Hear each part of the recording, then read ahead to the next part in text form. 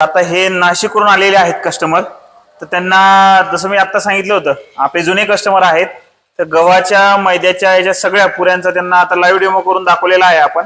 स्वतः मॅडमने आता मशीन चालवलेलं आहे, तुम्हाला दिसतंय बघा यावर किती व्यवस्थित होल आलेले आहेत. खस्तापुरी म्हणजे या होलमुळं पुरी फुगत नाही तुमची आणि एकदम व्यवस्थित येते.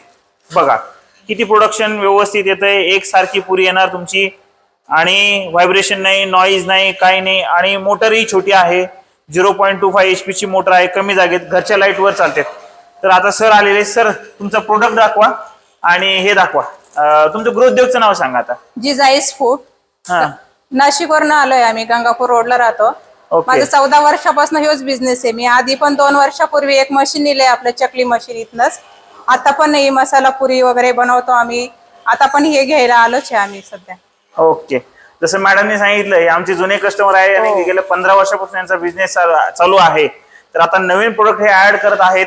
त्या त्यांच्या अशा पुऱ्या आहेत, खस्तापुरी म्हणता येईल, तिखटपुरी, शेवपुरी हे बनवतात गव्हाच्या आणि मैद्याच्या.